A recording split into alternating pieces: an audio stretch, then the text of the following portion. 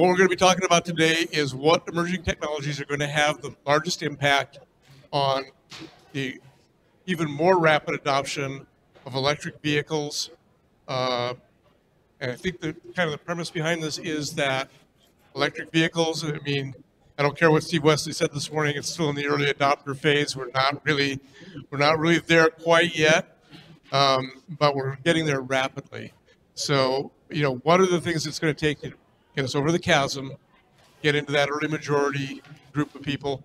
And it's not just consumers. Actually, we're probably going to talk a little bit more about fleets today. So we have a very distinguished panel, starting from my left. Phillip Kobernick, who is with the County of Alameda, the GSA. They've deployed well over 60 electric vehicles. He's going to talk about some of the challenges there. Next to him, Kevin Leary is with a startup company called PowerHydration, developing robotic charging systems. So we'll hear a little bit about that. Doug Black is with Lawrence Berkeley, LBNL, Lawrence Berkeley National Labs. Got that right? Okay. And they are currently working on a project to use vehicle-to-grid integration technology to smooth out the resources required by electric vehicles while they're charging, especially in fleets. And then last but not least, on the end is Satyajit, and I'm not even going to try your last name, Satyajit. I think that's enough. He's with Connect My EV, and Connect My EV is also doing a robotic charging system for electric vehicles, but very different from what Kevin is doing. So what we're going to start with right now is each of them giving us just a few minutes about what they're doing, and it'll take me a second to bring up the slides, but I'm going to give Phillip, we're just going to go in order here. Okay. So make your presentation up. Sure, sounds good. Might stand too, so hands up. Sure. Hey, that's me. That's you. And the clicker. Will this work? Yep, left, right. Hey, look at that. Okay.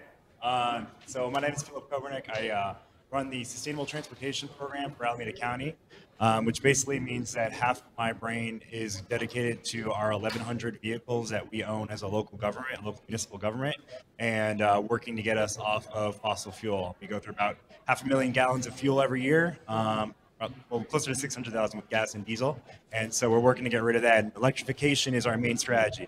So we've gone from about 0 to about 70 or so electric vehicles the past few years. We now have 76 charging stations with more on the way. And so I'll be talking a little bit about what are some of the pain points that still exist in the fleet world, because we're seeing a lot of energy in the consumer market, and slowly that's coming into the B2B market for fleets for electric vehicles, but there's still some opportunities that would really help us out. And so I'm going to outline some of that real quick. Okay, so top 5 barriers to mass adoption in EVs when it comes to a fleet.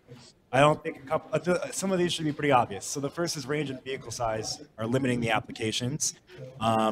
Most of our vehicles are light-duty sedans, so you would think that would be a great fit for EVs. And in many cases, they are.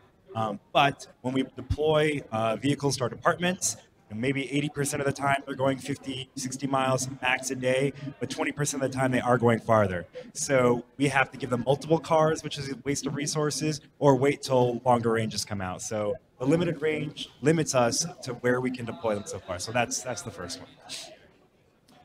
Infrastructure costs. All right, that's not a surprise. When you buy EVs, you have to buy charging stations, and these can be expensive. I'll note that when we got started, we had a 3-to-1 roughly vehicle to EV ratio because it's much easier and quicker to buy EVs than it is to buy and install charging stations. We're getting that closer to 1-to-1, but we're still not there yet. We realistically probably will never get there. So we're still doing a lot of daytime charging just because we don't have enough chargers for the amount of EVs. And I sort of see that being the case for us in the future. We'll always have more EVs than we will charging stations. Okay, this is the most important one, I think. Energy cost, variability, and uncertainty. You talk to fleet managers across the Bay Area, across the country, and we work with a lot of them, and it is relatively easy to put gas in a car. If you're a fleet manager, you know exactly how much that gas costs. It doesn't vary if you're filling up in San Leandro or Oakland or Hayward. That is not the case with electric vehicles. The cost of electricity changes throughout the day, changes seasonally, and it changes by location. So an EV might start charging at one location in Oakland, drive to Hayward, completely different rate tariff. So when you ask fleet managers how much money does it cost to fuel your fleet, they'll know. But as soon as we get to electrics, I honestly have no idea. It's so incredibly hard to calculate how much money we're spending on our EV fleet. And I'm not even talking about demand charges. So that is the graph on the top right, created by my great sustainability fellow Narayan over here. Made this is a graph of how much money it costs to fuel our EV fleet throughout the year. That orange is base generation costs, and the blue is demand fees. And so in the summer, like we're in right now, it's 2/3 of our bill. So that was an unexpected ouch in terms of how much it costs to charge EVs. So that range of uncertainty is much wider in an EV fleet than it is for gas. I don't have a fancy picture for this one, but compatibility with fleet management systems does not exist currently. A lot of municipal fleets are using software, hopefully. Some are still using pencil and paper and stuff. But we're using a software to run our fleet. It doesn't integrate with EVs. So we have to have special GPS just to get information from our EVs. None of that plugs in. So that creates a real pain point when it comes to data and reporting, is showing what our EVs are doing in connection with our regular cars is a real pain point. And finally, staff have no idea what these are. We have 10,000 employees, and they really range in terms of their familiarity with EVs. Most have heard of them, but have not been in one so far. So it's a really great opportunity for us because we run an internal car share for our employees. It's a really great opportunity for us to introduce folks to EVs for the very first time. That's always an exciting opportunity, but we've had more than a few get stranded because they didn't really make the connection on range, and they're not going to be in an EV again for a long time. So we have to do a lot of training with staff, and then when we put EVs in locations where my staff aren't there to remind them to charge, we see a lot of cars just not getting charged. And that's difficult to calculate, but it can be as high as 20% that we're seeing in some of our locations, which is really difficult when someone goes to check out a car and it's not been charged because that staff is unfamiliar. So that's the last one. Okay, that was it. Top 5 bears in 5 minutes. Very good. That's it. Kevin's next. Yeah. Kevin, hold on while I get your. Okay.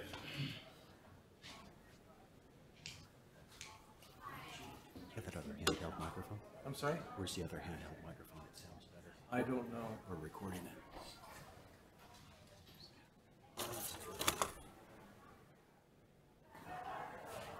All right, you're on. All right, very good. That looks like me. Thanks very much, everybody. And just as a point of clarification, I'm from the Boston area, and I have to say it's always good to come to Silicon Valley or California in general because a lot of the impedance mismatch I feel in talking to issues about EVs get cleared up instantly when I come here. There's a lot more pragmatism, optimism, and people doing real work as opposed to people just talking about doing work out here. So just a note, you probably know that already, but it's always it always feels good coming back out here.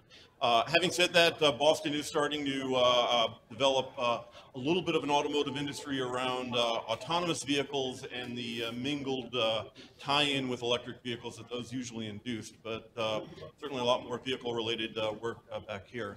PowerHydration is a startup. Our focus is robotic charging. We've got a group of 6 people working on this currently, including myself, James Carter, who's a noted industry analyst, Mario Castaneda, Dave Toronto.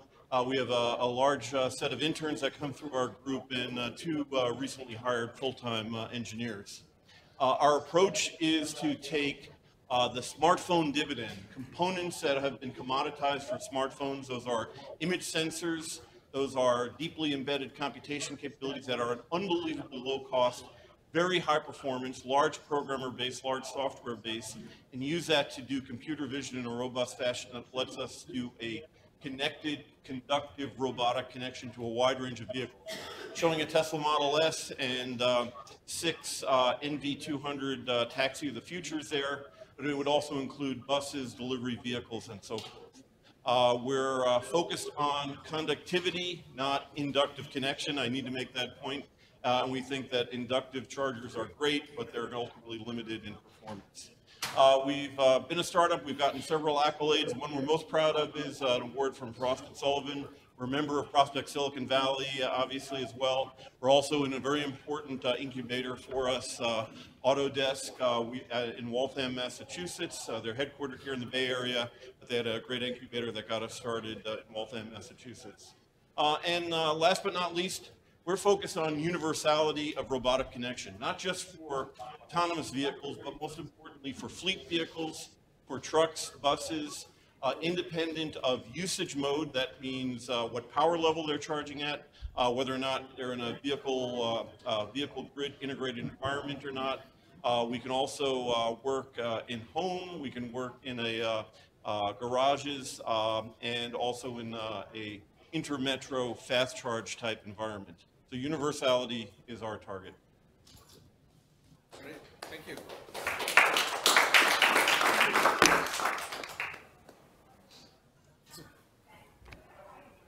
Doug, let me get your presentation up here, and we will. There it is. Oops. Come on. There it is. Okay, so I am from Lawrence Berkeley National Lab in the Energy Technologies area, Energy Storage and Distributed Resources Division's Grid Integration Group, sort of the turducken of energy research groups. We work on a variety of, Right. there we go, thank you. So we're going to a variety of issues. We have the fundamental battery research, what really mostly touches on what we've been discussing today, and the focus of this session is focused on our work in integrating things to primarily distributed energy resources and electric vehicles. We do this in a variety of ways with developing analytical tools, planning tools, operational control tools for integrating DERs and electric vehicles. We have a tool called DERCAM that's used for microgrid planning and for operations controls. We were one of the founding drivers in the OpenADR standard and looking at early demand response, which was initially used for minimizing peak load during hot summer afternoons, and now it's becoming the communication language for creating flexible demand, flexible resources. We also have a strong focus on both simulation and analysis tools for determining the impact of vehicle-to-grid integration, as well as real-world demonstrations. Sorry, there we go. Let's see, that's from there. One of our, this isn't exactly vehicle related, but in the distributed energy resources microgrids, this is an application of our DERCAM operations model, where we are using the optimization capabilities to maximize the amount of PV and battery storage at an actual location, Fort Hunter Liggett, which is an Army Reserve base south of San Jose here. It's a project with multiple partners. So one of our main objectives there is to take those resources and use them in a CAISO ancillary services market and actual participation. That project right now is in the phase of construction and planning and determining what market mechanisms we'll be using there. Another one of our real-world demonstrations that uses DERCAM as the optimization engine is at the Los Angeles Air Force Base, where we have a fleet of bidirectional charging vehicles that are actually participating in the CAISO ancillary services market, where we are bidding in daily, being awarded, and following ISO control, meeting the 4-second response. So here we've proven out some OEM. We have Nissan Leafs, and we have a lot of first-generation charging stations and vehicles that have been a challenge in being first-generation equipment, but we've proven out a lot of the technology here, and a lot of the market mechanisms and interactions with CAISO have been really enlightening. And here, this is the project we're doing with Phillip, and as he mentioned, we have a couple graphs up here of showing is charging, or the facility that they have is unique in a way in that it has a high number of fleet vehicle charging stations as well as public charging stations. So it presents the opportunity to develop optimal controls for both fleet and public charging in this one location. You can see before they installed EV charging, their peak load typically around 50 kilowatts. After, with the EV charging now, they can hit 100, 120, and that's where Pete showed his graph of the great increasing cost due to demand charges. So we're looking to smooth that out, and that we're doing by taking advantage of the plot on the lower left shows charging sessions for one particular driver and number of sessions. We can see start times are roughly about the same, and unplug times. The long purple bar is the time that the vehicle is connected. The dark portion of the bar is the time that it's actually charging. So we can take advantage of that connected time. If we can move the dark parts of each bar around over the lighter purple part, we can decrease the big peaks in the middle and end of the day, like in the blue line shown on the right, to a smoother, lower demand with the green line. With the fleet operations, it's a little bit easier to do that with scheduling and to know when the vehicles are going to be available, when they're connected, and when they'll be departing. The public charging stations are a whole other challenge, and that's what we're really addressing here, and that we hope to be addressing soon with some apps that engage the public drivers and that ask them for some simple information of departure time and possibly like the energy that they'll need. And then we will take each charging session as it comes in, combine it with the fleet charging sessions, and create a pattern of charging like shown in the lower right there, in which the charging is broken up over the connected periods and decrease the overall demand. The last one I have is another tool that's come out of our group called My Green Cards to address consumer EV adoption and alleviate range anxiety. Basically, it's an app you put on your phone. You put in cars that you're considering, whether they're traditional vehicles or EVs, drive you like you normally would, and then at the end of a few weeks, using your actual driving patterns, it determines what your MPG would be, what your charging cost would be, and you can compare all those together. So, help myself. Okay, thanks.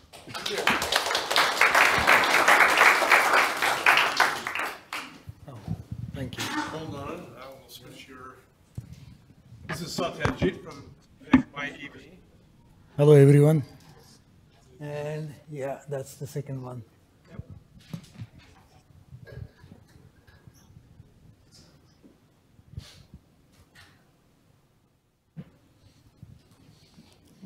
Oh, all right, everybody.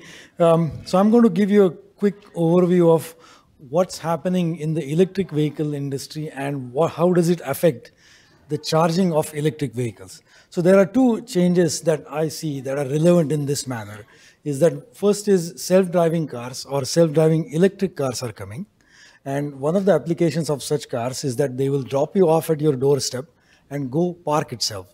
At that point, you're not going to run behind that car just to plug it in. You need a robotic charger or autonomous charger sitting there.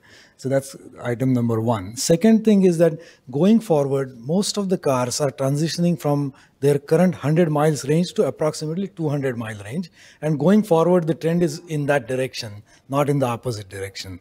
So as a result of that, you need a charging system which is strong enough to fill that bucket in reasonable amount of time. So those are the two changes that as a charging system should understand.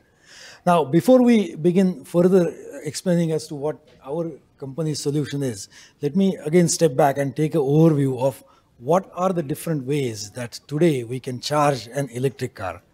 So there are, I've tried to classify them in two different ways. vertically on the left side, there are different use cases in which you would be charging your vehicle. The very first one is a manual charger that everybody understands, in which something needs to be plugged into the vehicle. The second one is a hands-free or autonomous charger, in which the car will still be parked at a particular parking spot, but user doesn't need to do anything in terms of charging the car. Then the next way of charging cars, typically applied for buses, is what is called as a quasi-dynamic or opportunistic charging, in which a bus would pick up a little bit of charge each time it stops at a bus stop. And that way they can reduce the amount of batteries that the bus is going to carry with it. And finally, there is also a talk about completely dynamic charging of electric vehicle, in which the roadway itself will have a way of transferring energy to the electric vehicle. And I can see the skepticism in the audience, but we actually do see such systems even today in operation. Imagine BART train. It actually picks up energy as it's traveling. So such systems do exist today as well. However, what people are trying to talk about is an inductive way of doing the same thing. But before I go there, so each of all of these use cases, you can make that happen either with an inductive charging scheme, which is magnetic field based transfer of energy, or conductive, which is a traditional metal to metal contact. And there are products in all of these different ways that exist today. And in particular, our company sits in this particular location, which is the cross point of hands-free charging and a conductive charging approach. And advantages are relatively obvious in this case, is that one of the main advantages is that you can do very high power charging, which is typical for going forward EV cars. So how does our solution work? It's a plain and simple robot. Part of the robot sits on the ground, and eventually when the car charging is required, it will extend itself to meet a small device on the underside of the car, which will be fitted on the underside of the car. And that, in a nutshell, what our product is. And it addresses one of the concerns that Phillip earlier mentioned, is that in case of a fleet operation, frequently they have found that 20% of the cars were not actually being plugged in. And this solution will actually make sure that each car, even if it's a fleet car, it will get plugged in once it's parked back at its correct spot without the driver needing to do anything. It also addresses the one more factor, is that Doug was mentioning that the optimization will be better done if the car is connected. It gives them the extra time to optimize the charging rate, and that also will happen because as soon as the cars have come in, they will automatically be put on the grid. And that's, I believe, all I wanted to say, except for showing the system. But this you might have seen next door in the next hall by now. But that's that. Thank you. Thank you.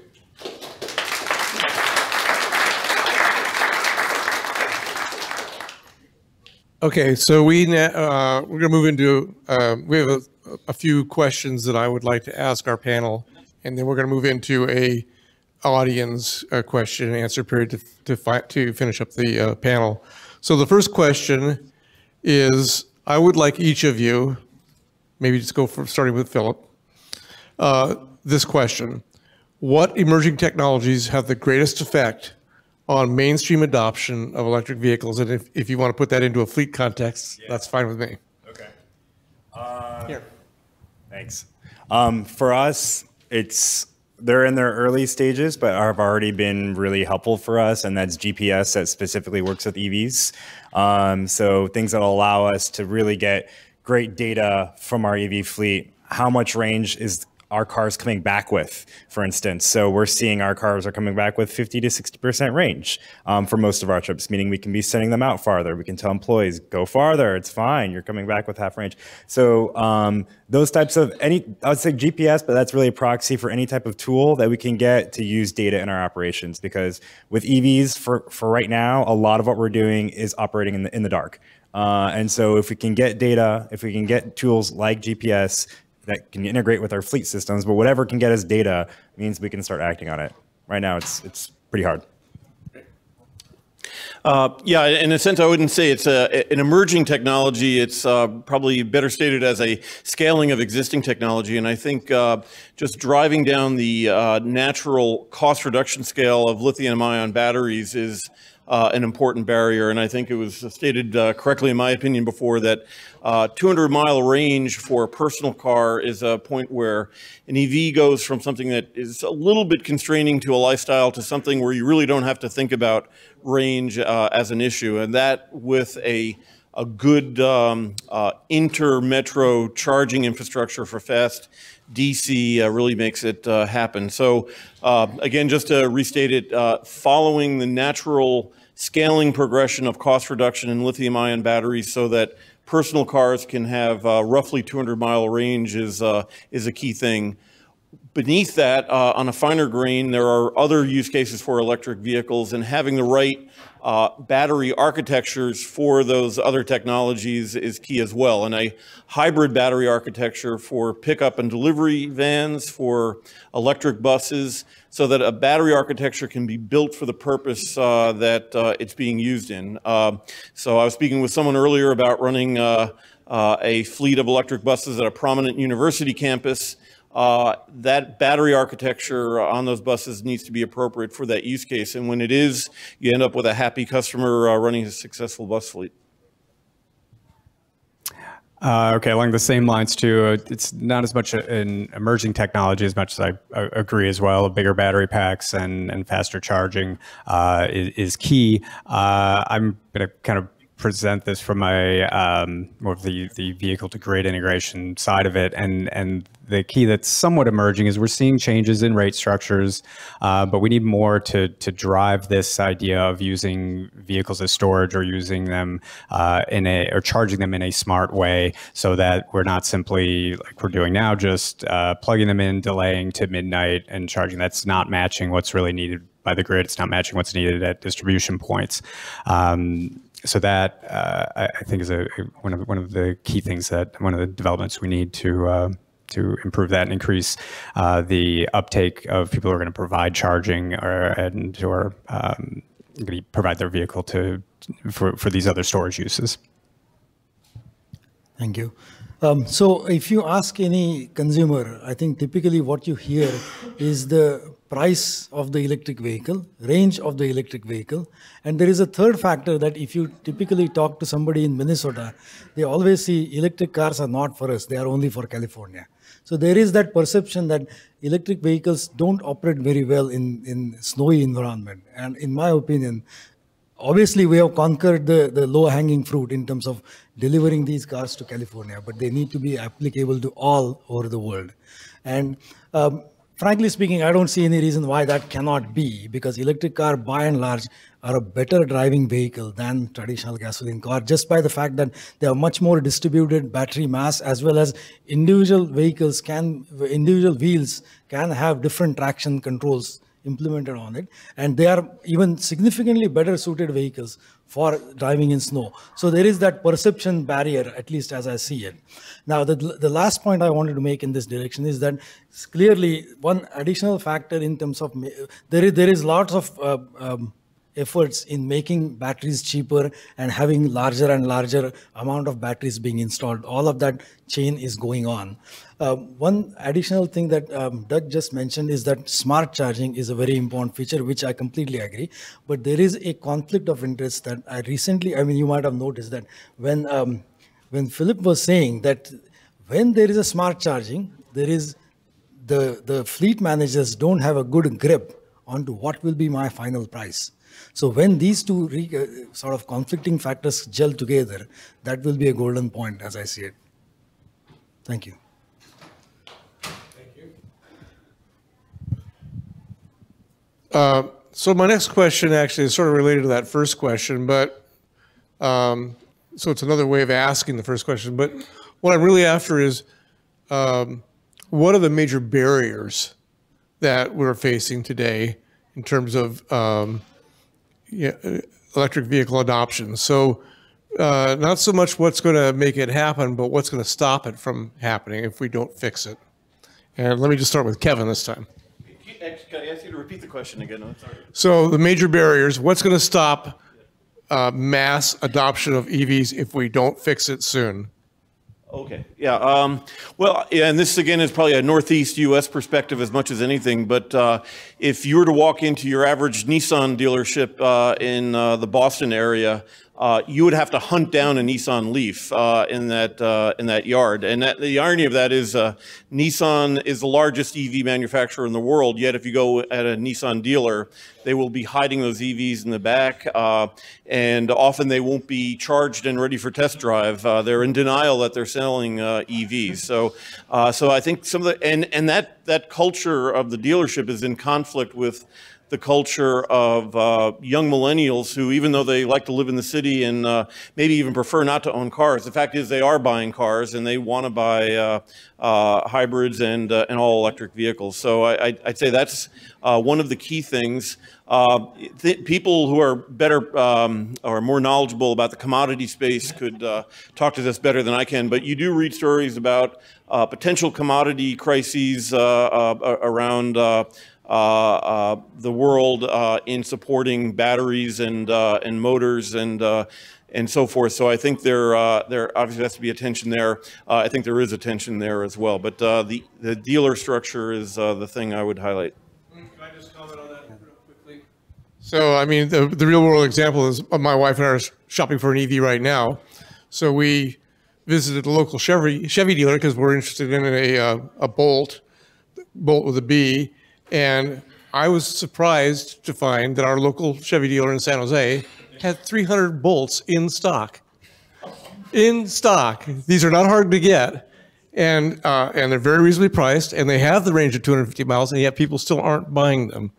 And most of the reason is we got fortunate. We got a salesman who really knew the car, but most of the salesmen don't. So just to validate your point. Yeah, that's actually one of the big drivers. And I'd say to like your question was, what if it doesn't happen is going to really stop it? And it's ultimately really the battery cost, the vehicle cost is I think what's a big driver in preventing really wide mainstream adoption. We have a lot around here, but it's a different economic situation around here too. They're not appealing. From a price point. They could still be doing better with better dealer participation, absolutely. I think the other thing to do some increase is to, while young buyers want to buy these things, they don't always live in single family residence where it's easy to put a charger in. There isn't street charging, there isn't charging in apartment buildings. That kind of limits that uptake with that real growth market or that and hitting the other growth areas in transportation in ride hailing and sharing of vehicles like the gig cars I'm seeing all over my neighborhood now. The appeal is you can park them anywhere, but if they're electric vehicles, you couldn't park them just anywhere. You need greater charging infrastructure to fit in with that model. So there's just, and I see tapping into that younger market is key. I think another one too is for families or older buyers of having the manufacturers do a better job marketing the sort of the second vehicle aspect, the Chevy One vehicle that you feel you absolutely have to have for the one long trip you take every year, but for the vehicle you could use every day because it has plenty of range. I don't think that message is getting across. So some additional marketing as well too. So yeah, I mean, I think so. What we're seeing is there's this generational shift in how mobility is being handled, and speaking of the father of a young daughter who's in her mid-20s, she doesn't have a car, but if she had a car, it would not be an electric car because the only reason she'd have a car is so she could go to Tahoe, and she'll take Uber or Lyft or public transit every place else.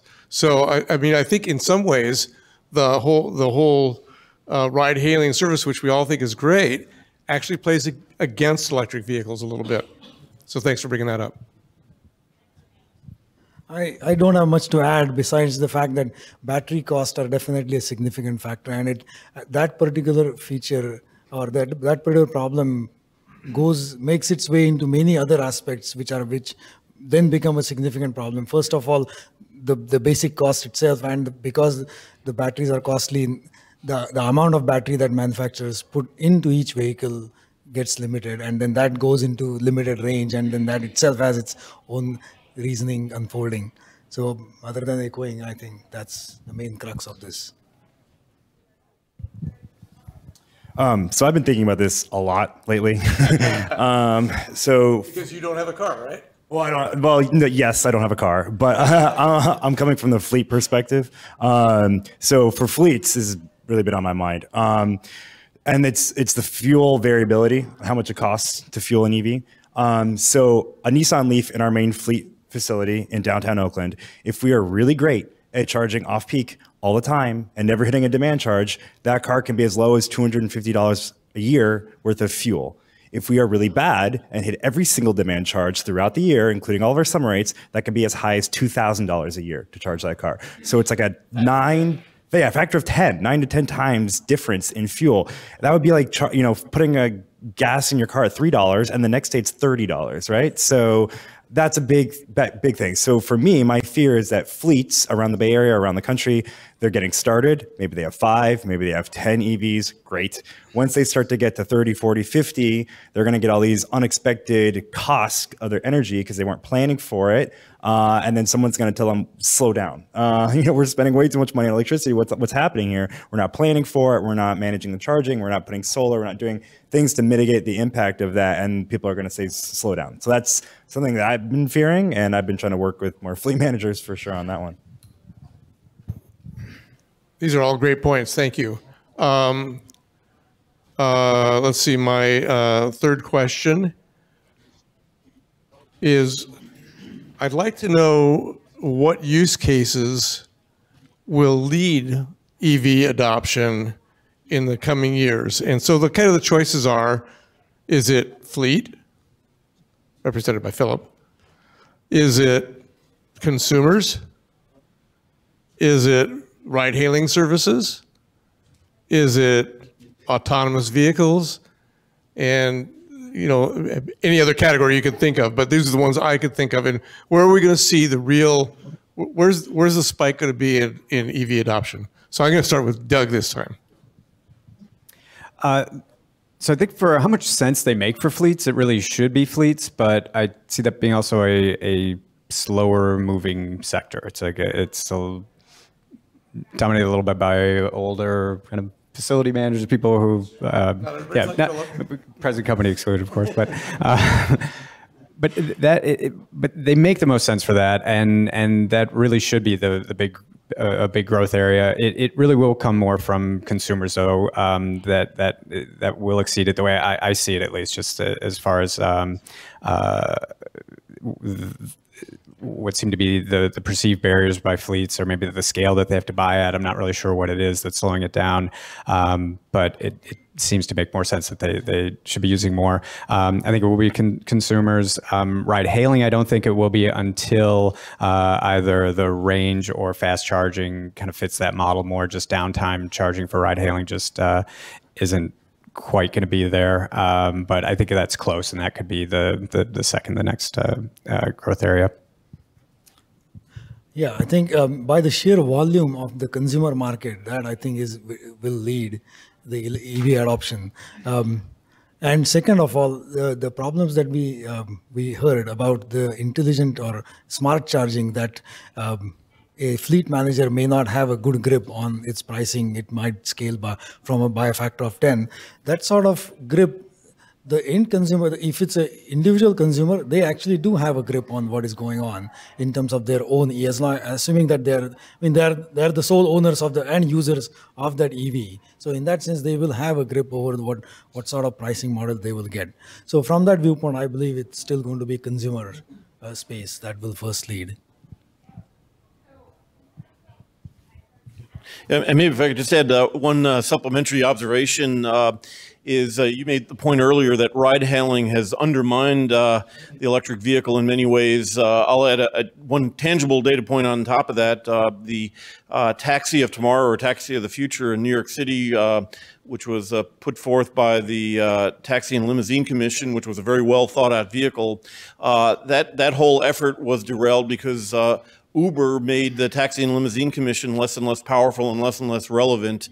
And most users will say, well, we're in a better world with Uber than with the Taxi and Limousine Commission. But there is a good point that that people are taking personal rides in Manhattan in internal combustion vehicles today when they likely would have been in EVs.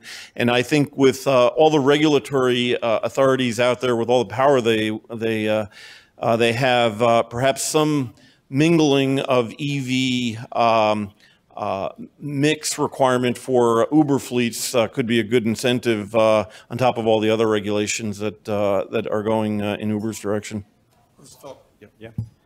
And we're watching the autonomous vehicle market we're very excited about that for municipal fleets. Obviously, there's a lot of applications we could use with that. I would say from local government fleet perspective, one segment that I would really like to see is our law enforcement, our sheriff's office. It's about a third of our fleet, so it's about 300 cars or so, and they run, a lot of them run 24/7 all the time. They hot swap them out. They run 30,000 miles a year. And we normally keep them much less in terms of time than our normal cars. We keep our normal vehicles 8 to 10 years. We keep our law enforcement vehicles 3 years or so, because after that, they're hitting 100,000 miles. So if the cost can come down so they can wreck them and we won't feel terrible about it because they just wrecked a $60,000 car.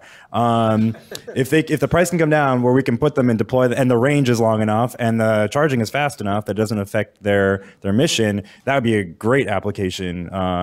That'd be wonderful because they just put on so many miles. Are there any law enforcement vehicles that are electric yet? None. Our sheriff is interested in testing out. LA tested this, right? Yeah, I mean with a confiscated Tesla, I think. Got a question, Gil? No, I do, but on that one, Ford's rolling out a police pursuit. The hybrid. Plug-in hybrid next year. Yeah, we're very excited about that. I asked him for pricing and details, and mum's the word so far. But yeah, we're pretty excited about that. All right, thank you. Idling is a big issue with that. Idling. Yeah. But on the other hand, they don't, if it's an electric vehicle, they don't idle, right? Exactly. But they still have power to run all of their lights and cameras. Big battery. Yeah, all that. Yeah, when I was involved in an electric vehicle battery company, one of the big uses was military vehicles because there's no heat signature. So like they put out an advanced intelligence unit, and right now all their electronics are powered by the diesel. So the diesel keeps going, and if you look with infrared, you see this chimney over the hill, and you know exactly where to put the grenade or whatever it might be. So with an electric vehicle, it doesn't do that. So that's an interesting. There are some interesting special use cases. So that leads me into what I'm also interested in what you guys think about vehicle segments. So with this, by this, what I mean is light duty, which would be like cars and pickup trucks. And by the way, I think pickup trucks are someplace that we need electric vehicles. So cars and pickup trucks in the light duty segment. Medium duty segment is delivery trucks and shuttles, and heavy duty, which is over the road semis and buses and things like that. So which of those segments do you think will be leading, and why? And I'm going to continue now. So this time just go this way with it. Right. So I think I completely agree about the truck. I drive a truck myself, and electric vehicle again. Electric truck has again strong potential of improving the drivability and not necessarily needing all of these 4x4 expensive trucks, yet giving you the same kind of traction for all the wheels. But coming back to which segment potentially will lead in terms of EV adoption, I believe, again, consumer space, but in particular, I think consumer space as in the developing countries, because this is where the situation is coming out to be exactly right. There are large, high-density areas which naturally have pollution problem. At the same time, because of being high-density areas, the range that most people will need is significantly lower compared to what we need in USA. So, and lastly, China and India both are still on the Paris Agreement, so they are both pushing on the electric cars, and both have made a commitment. So there is I think a lot of factors are converging in that direction where both of these relatively large markets will, instead of adopting to gasoline, they will simply go in the direction of electric cars, and we'll have to, that's at least what my guess would be. With the power to weight ratio and battery density and battery cost, that's going to be light duty vehicles are going to still lead. I think the next then would be, depending on, again, it's going to take a little bit of battery technology to really open this up, but medium duty delivery trucks, especially for city deliveries, campuses, that is the next growth, next biggest growth area, with heavy duty kind of trailing behind, no matter what Elon Musk says. Okay, yeah, and just a couple of observations, and I'll try to tie it together with a coherent observation. But I'd agree about the comments about medium duty vehicles. But it's worth noting that there are probably a decade and a half or 2 decades of a debris field of failed medium-duty panel truck electric companies out there. So a lot of people have thought this before and have failed. I would say the technology has moved forward, and a lot of things will help it now. But there's in the Boston area, there's a fairly notorious company that failed in that space and went through a lot of money. So it won't be easy. I think the biggest mandate driving adoption in general will be the dirty cities in Asia and in Europe, and it won't be greenhouse gas emissions or global warming. It'll just be the soot and dirt that they deal with. And I think cities will crack down, as they've cracked down on diesel already, and put a requirement in for electrification across the board. And in many of the poorer cities in Asia, those vehicles that transport people are medium-sized buses, and I would say that would be, that would be the segment that would be most interesting. I don't know if the numbers would add up to be anything significant relative to personal cars, but I think that's a very interesting space to watch. And then by extension, the electric bus mandate that's creeping into cities in Europe for larger buses will be interesting. So my rank-ordered list would be personal cars and hopefully the Uberification of those personal cars, the medium-duty small buses in poorer cities in Asia, and then the big buses in Europe and Asia. And for local government, you may think of a city vehicle on your street and think of like a garbage truck or maybe like a fire truck or something like that. But the majority of vehicles in local government are still Class 1 light duty trucks, light duty sedans. And so that's where the majority of them are. That's what we're focusing on. I was at a fleet conference a couple of weeks ago too. And when it comes to the Class 3, 4, the bigger, medium, heavy duty vehicles, a lot of fleet managers are looking at CNG when they're coming to making their switch to alternative fuels. The prices are so much lower. There are no medium heavy duty things like that they can really take advantage of. And so switching to CNG is making sense for a lot of these folks. And my hope and the horizon, and what a lot of people were talking about a couple of weeks ago, was moving, once you've moved to CNG, let's move to RNG. You know, when anaerobic digesters come online, there's fuel grade CNG that can be made from a renewable resource like renewable natural gas, like biogas. A lot of the fuel switching will have occurred because it's kind of occurring right now. So for the heavy duty stuff, I think that's an interesting feature there. Yeah, and I think there's some like some sort of narrow use cases like I know a lot of the ports are concerned about because they have a very concentrated flow of trucks, you know, like Port of Oakland, Port of Long Beach, and other ports around the world. So there might be some specialized vehicles that could operate in that realm as well. And actually, just a small point on that. There are heavy-duty trucks that don't travel far, and those probably could be electrified. And then there are long-distance over-the-road trucks that won't be electrified and could better be driven by natural gas or perhaps fuel cell. But I think another dimension is how far the vehicle goes, and you have to have the right application of EVs. And in general, for heavy vehicles, it's going to be short distances. Mm-hmm. Mm-hmm. Last question, and then we're going to open up to the audience. We've got about 20 minutes left right now. So I would just like to get each one of you to give us a brief prediction of where you think we're going to be in, what year did I say? 2022. So 5 years from now, 2022. Where are we going to be in terms of electric vehicle adoption? Is it going to be widespread? Is it going to be? Are we going to continue to kind of like poke along the way we are right now? What's going to happen? So I'm just going to start back with Phillip again. So I did a very informal poll with the fleet managers that I know in the Bay Area and asked them what's your light duty ratio and how long do you keep your vehicles? And most people are keeping them like we are 8 to 10 years, 80%, maybe a little bit lower in the light duty supply. So we use our cars a lot, but we keep them for a long time. So our back of the envelope calculation was 17% by 2022, which is if we, so that is, and if we start switching, because right now, like sedans are really cost comparable with all the rebates that are out there for fleets. We get 12 grand off of every EV that we get from state and local rebates. So it's, if we can get faster on the infrastructure and start really replacing a lot of our new light sedan purchases over the next 5 years, we'll still have a lot in our fleet, but 70% is my rough back of the envelope calculation. All right, 17%. Hold me to it.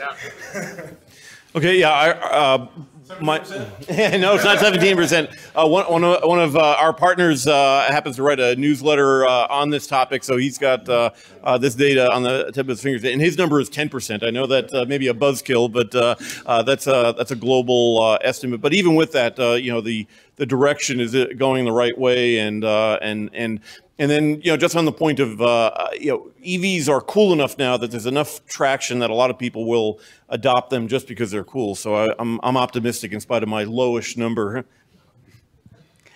Well, first, when I looked at this question and it was 2022, and I looked at, well, how far is that out? And that's only 5 years away. That was pretty shocking. And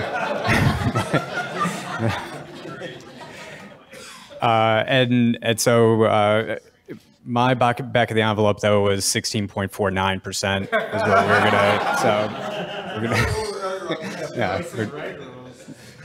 No, really, I'm really at the. It's such a crystal ball. I'd say the consumer, you know, 10% would be. It'd be great if we hit that by that time, and I think that is going to be difficult. And in the other categories, medium duty and heavy duty, you know, less than 5. The way I see it. So. Yeah. So there are some data points widely published which say 10% EV sales, 10% of the car sales would be EV by 2025, and I think the question was 2022. A little bit aggressive, and I'm still willing to say that this 2025 estimate actually will happen earlier, because as I was saying, there are aligning factors elsewhere in the world where the EVs are significantly making sense, and those markets have a significantly high volume as well. So with that having said, there is a strong potential that the battery costs will start coming down relatively rapidly. Not necessarily because of US, but the other parts of the world will be contributing to that as well. And I believe I'm more optimistic in terms of even better numbers than 10% by 2022. Okay.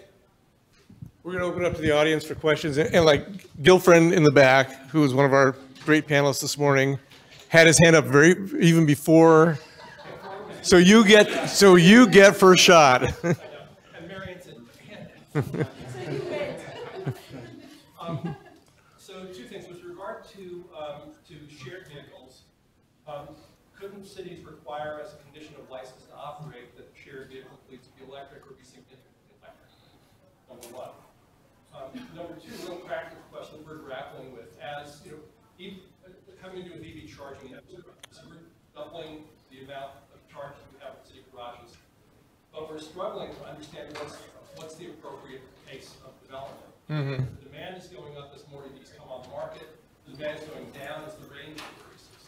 How do we, you know, not so much what do we do, but how do we think about it? Right. Okay. So. Should we be in the charger business, or should we just like leave that third-party operators who can be more agile? Yeah. Well, so two questions. Let's take them one at a time. First question. Let's do the last one first. So how do cities like Palo Alto approach the problem of where do I put charging?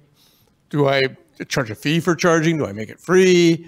How much? What's the ratio?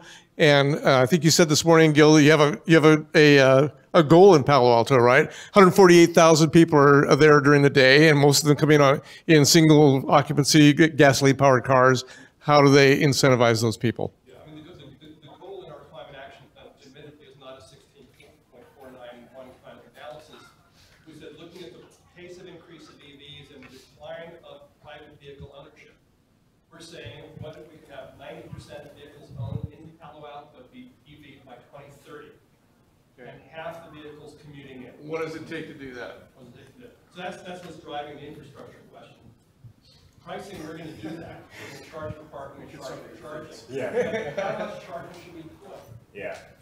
I have no idea. So I'm going to start with the fleet perspective. Yeah. I'll say, so a lot of the local governments that we work with, cities like Oakland, San Francisco, and us in Alameda, it's coming from a couple directions, but a lot of the EV charging that are coming on the public side of things, stuff that you would see if you were pulling up in your own Leaf or Bolt, a lot of that is coming from fleet because we're putting them in for our vehicles first. And while we're putting them in, we're looking for opportunities to double the benefit and put some in at the same time for public. And, you know, we've been kind of just seeing how often they use them. I mean, when we put our first 40 in a couple years ago, we did make them free for a while. And then we were getting 100% utilization, so much so that we were getting angry emails that people couldn't charge and they wanted to charge. You know, the Leaf owner would yell that the Prius plugin was charging. So we implemented a fee at that point to kind of prioritize the demand there.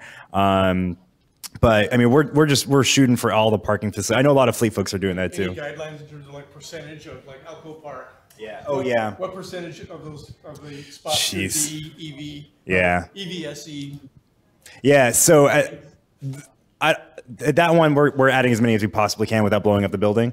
We've maxed it out. But I'll say this, for new construction, what we're doing is at minimum 10% we're looking for EV readiness on any new parking lot that we're doing. That's a minimum. So we're adding a new giant structure over in Dublin, a new courthouse with like 600 parking spaces, and there we're doing almost 20%. So for EV readiness in terms of burying conduit, building in capacity for more panels in the future, we're planning to up to 120 chargers at that location. So that's our benchmark going forward. Any new county facility is going to have minimum 10% EV readiness.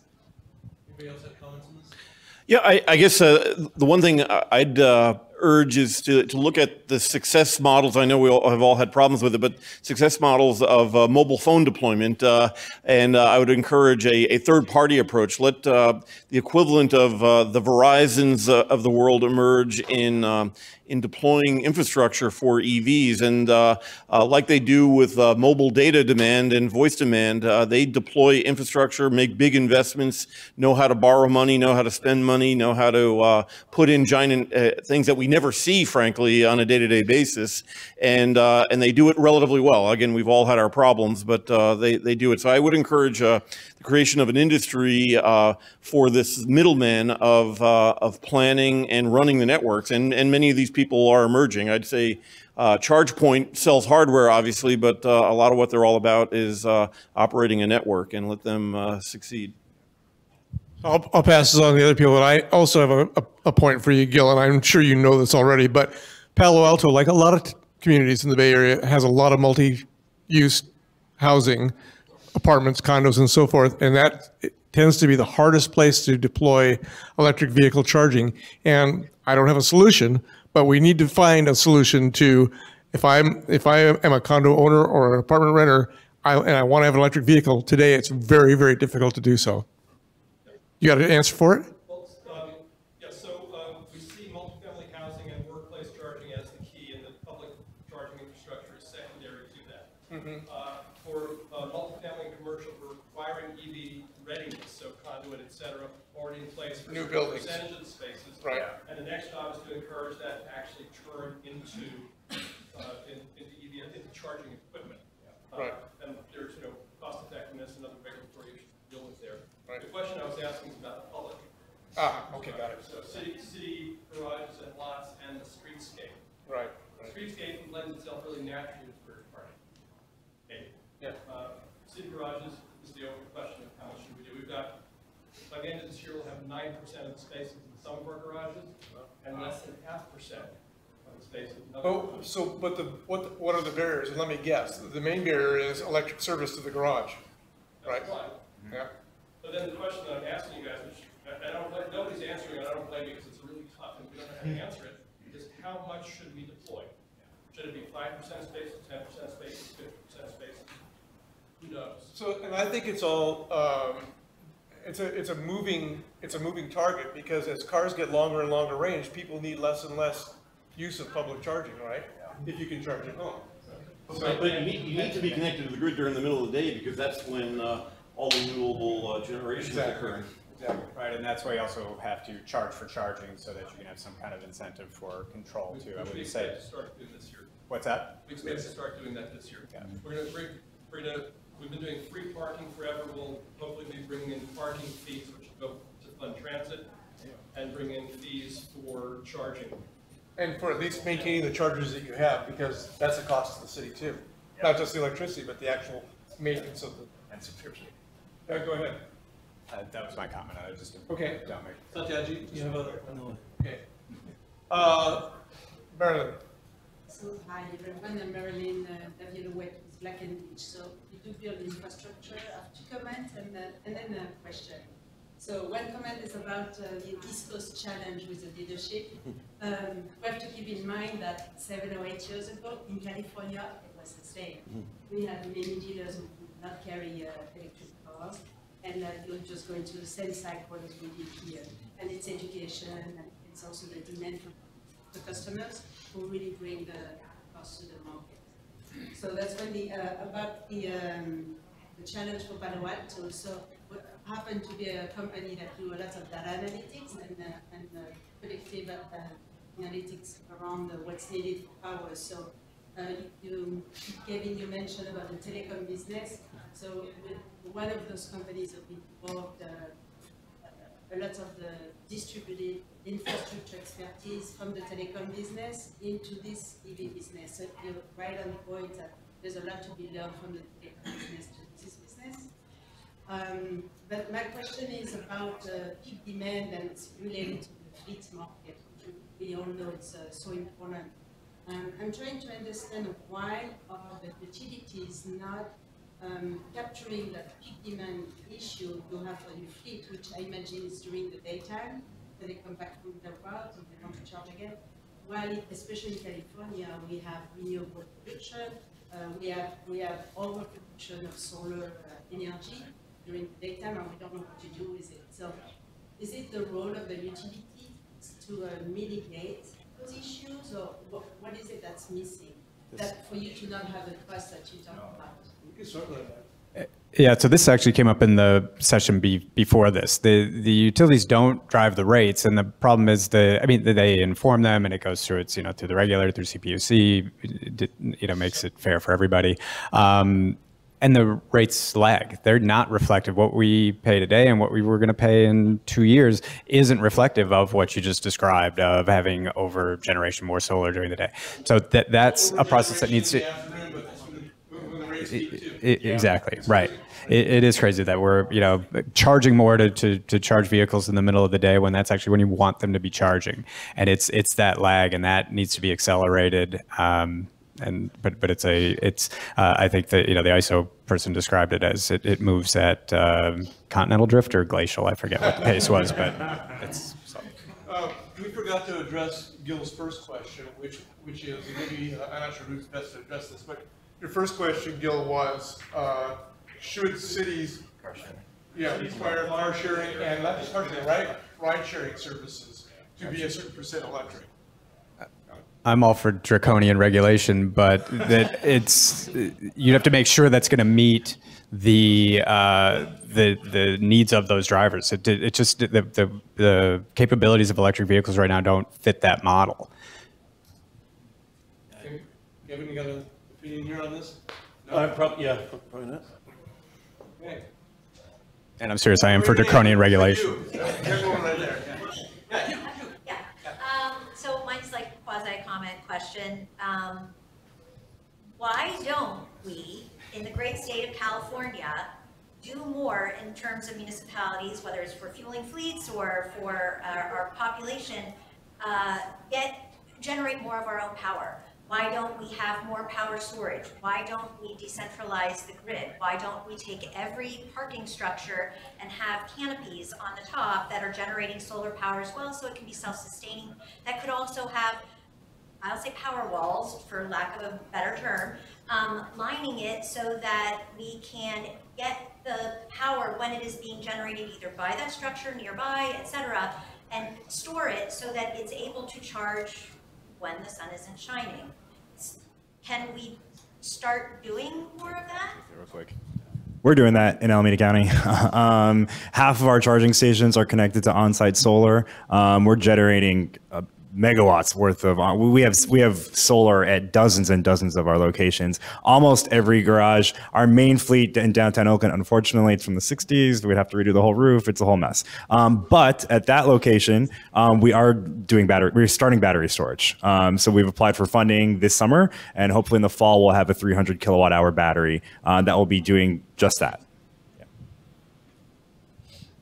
Is this a good idea that she just mentioned or not? Yeah, the only observation I'll make, I think it's a great idea as well.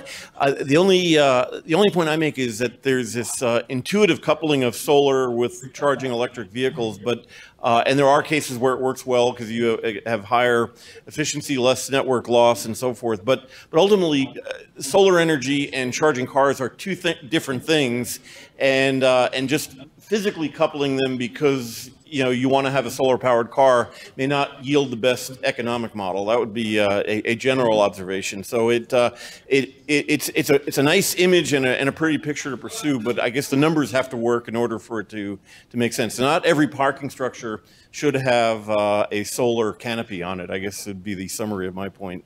That we should still have as much solar as possible, still have as many EVs as possible, but you don't necessarily have to force them into one place at the same time. And to prove the point, I guess, is the fact that we're still asking for more rate. We're charging at a higher rate for electricity just when we're getting more quote-unquote free solar. So it kind of proves that they are inherently uncoupled. We have time for one more question. So I think we can all agree that human beings aren't perfectly rational consumers. So all these things about cost reduction and visibility of EV charging and that being enough to promote people to adopt the technology. I mean, I think that that's partially representative of some of the solutions, but I think car buying in general is a very emotional experience for a lot of people, and they don't tend to do a spreadsheet and a TCO analysis. And so, my question to the panel is really, how do we get at that part of the human condition with respect to EVs? It's about, I want the top down to drive down Highway 1 on a sunny day, and whatever car is going to do that for me. But there's not an EV that can do that, unless I want to spend $4 million for a Tesla Roadster. And so, there's that element. There's also the pickup truck element. There's the people who are muscleheads who are always going to want that oversized vehicle, whether they need it or not. So how do we get at those kind of recalcitrant consumers who there may not be a model available in the segment that they desire. They may not have access to charging at home. There's a variety of different elements that go beyond economics and beyond the technical feasibility for use case. Yep, got it. Yeah. So, I'll let everyone have a crack at this, and then we're going to disband the panel. But my answer to this is, I used to work for a company called City Car Share that's no longer around. But this is the ideal situation.